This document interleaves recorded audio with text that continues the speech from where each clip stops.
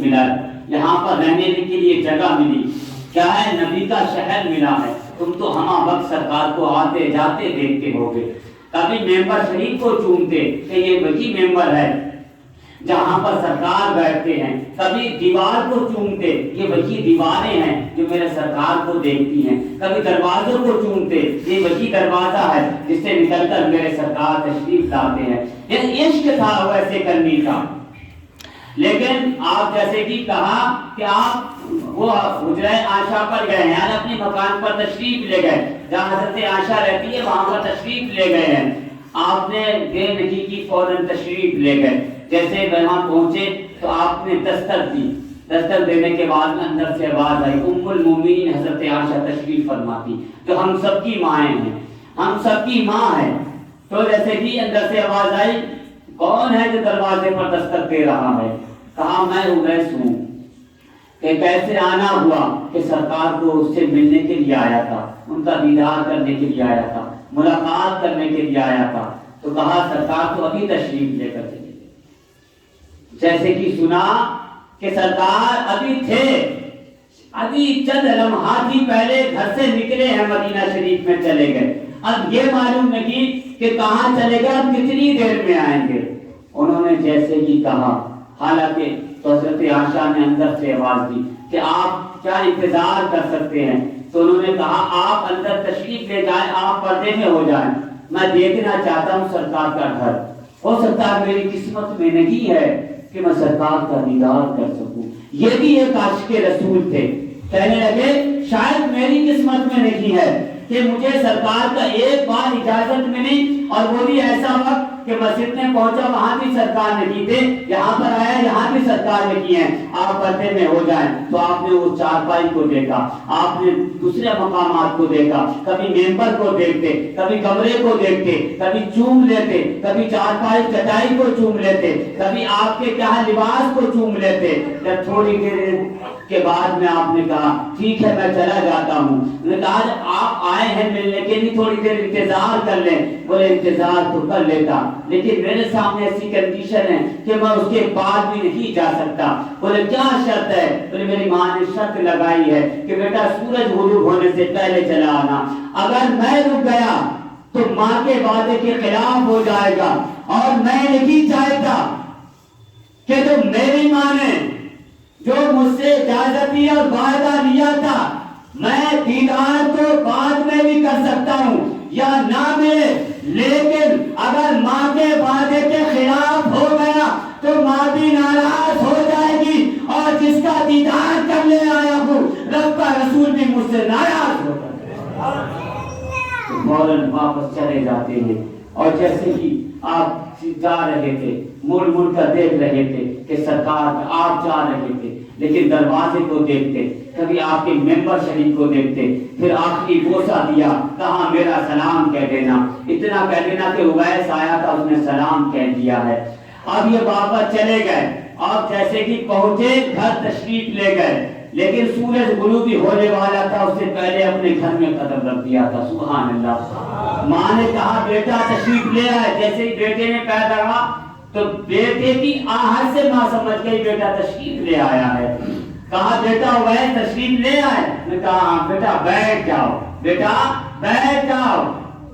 کہ کیسے بیٹھ کر بتاؤ، اب تو تم دیکھ کر آئے ہوگے کہ نبی مسکراتے ہوں گے تو کیسے لگتے ہوں گے، جب نبی بولتے ہوں گے تو کیسے لگتے ہوں گے، جب نبی چلتے ہوں گے تو کیسے لگ رہے تھے چلتے ہوئے، جب نبی کے کیا قد کیا تھا، نبی کا چہرہ کیسا تھا، نبی کے زلفیں کیسی تھی، نبی کی آنکھیں کیسی تھی، نبی کے قدم کیسے تھے۔ جب اتنا ماں نے کہا تو ویسے کرنی کی چیخ نکل گئی، جیسے ہی چیخ کر نکلنا تھا، کہا بیٹے سے ماں نے کہا بیٹا کیا ہو گیا، تم رو کیوں رہے ہو، تمہاری چیخ کیسے نکل گئی ہے، کیوں چیخ بھر کے رو رہے ہو؟ کہا ماں یہ تم نے اتنے سوال کر دیے ہیں کہ ان کا چلنا کیسا تھا، ان کا بولنا کیسا تھا، ان کا مسکرانا کیسا تھا، ان کی ہائٹ کیا تھی، ان کا قد کیا تھا، ان کا لباس کیسا تھا، ان کے زلفیں کیسی تھی۔ ماں یہ اسی کو پتا تھا، جب میں اس ذات کا دیدار کر لیتا۔ ماں نے کہا بیٹا جب دیکھنے کے لیے گئے تھے دیکھ کر کیوں نہیں آئے؟ کہا وہ گھر سے جا چکے تھے۔ تو ماں نے کہا بیٹا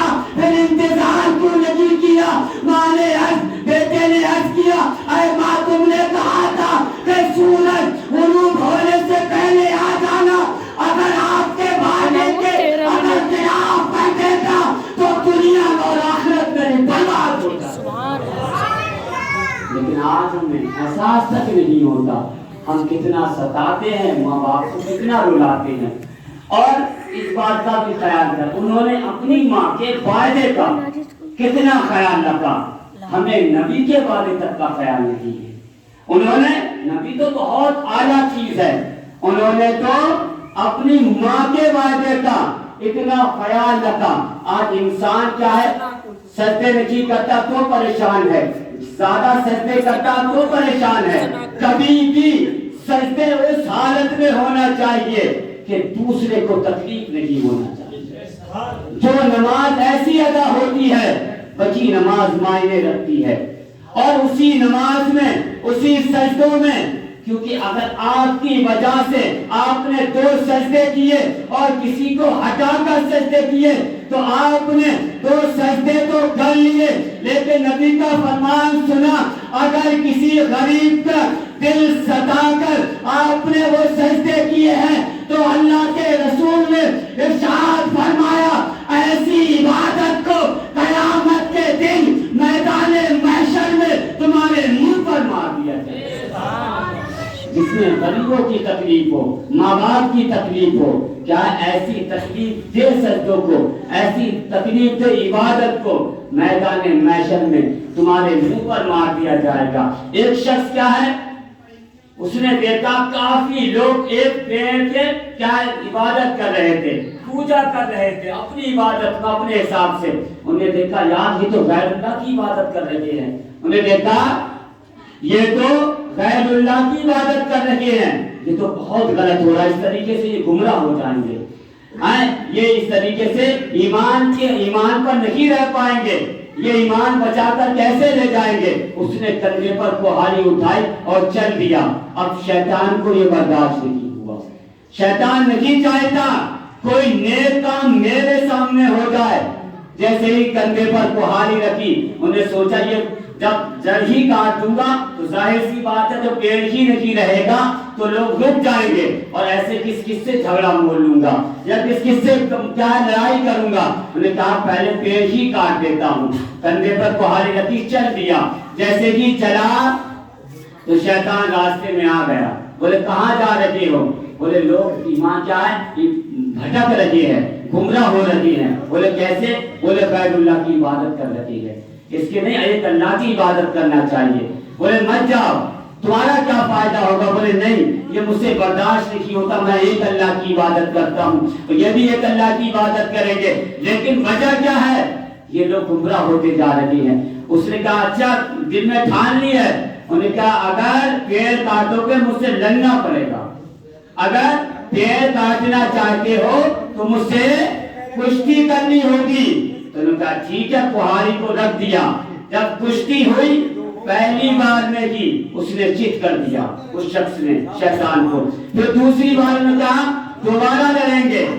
جب دوبارہ لڑنے کے لیے تیار ہوئے، جیسے ہی تیاری کی اور پھر اس شخص نے شیطان کو چت کر دیا۔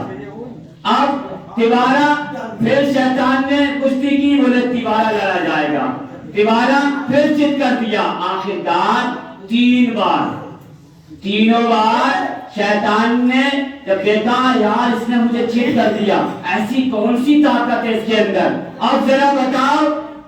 حالانکہ شیطان انسان کو چٹکی سے مسل سکتا ہے۔ شیطان کیوں، وہ آگ سے ہے اور آپ مٹی سے ہیں، شیطان انسان کو چٹکی میں مسل سکتا ہے، اتنی طاقت رکھتا ہے، لیکن دل میں کیا تھا؟ اخلاص، اللہ کی رضا کے لیے انہوں نے اپنا قدم اٹھایا تھا، صرف اور صرف اللہ کو خوش کرنے کے لیے۔ ان کے دل میں یہ اخلاص تھا یہ غلط ہو رہا ہے، اس لیے ان کے دل میں کوئی لالچ نہیں تھا، بلکہ کیا اللہ کے لیے انہوں نے قدم اٹھایا تھا، اس لیے اللہ نے مدد فرمائی، چیت کر دیا۔ شیطان نے دیکھا میرا بس نہیں چل رہا ہے، آخر کار اس نے کہا تمہارا اس میں کوئی فائدہ نہیں ہوگا، ٹھیک ہے پیڑ کاٹ دینا، لیکن اس سے پہلے میری ایک شرط سنو۔ بولے کیا ہے؟ بولے اس میں آپ کا ہی فائدہ ہے۔ بولے کیا فائدہ ہے؟ بولے تم پیڑ مت کاٹو، اس میں نہ تمہیں کوئی پیسہ ملے گا نہ تمہاری فائدہ ہونے والا۔ میں ایک اچھی بات بتاتا ہوں۔ بولے اچھی بات کیا ہے؟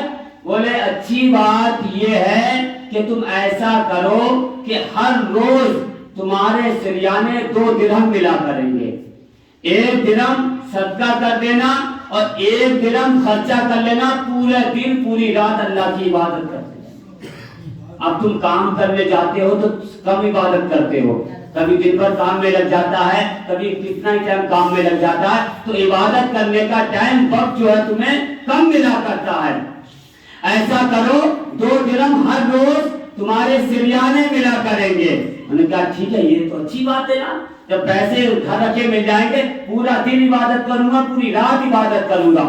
چلے گئے لوٹ کر، جب صبح کو اٹھے 2 درہم تکیے کے نیچے ملے، 1 درہم صدقہ کر دیا، کام تو اچھا تھا، 1 درہم صدقہ کر دیا اور 1 درہم خرچ کیا، پورے دن عبادت کرتے رہے، پوری رات عبادت کرتے رہے۔ دوسرا دن ہوا، دوسرے دن 2 درہم پھر ملے، 1 درہم صدقہ کر دیا اللہ کی راہ میں اور 1 درہم سے خرچہ کیا، پورے دن اور پوری رات عبادت کی۔ جب تیسرا دن آیا تو کوئی درہم نہیں تھا۔ یہ 4 صرف اور صرف شیطان کو دین سے، اچھے کام سے روکنے کا لالچ دینا تھا۔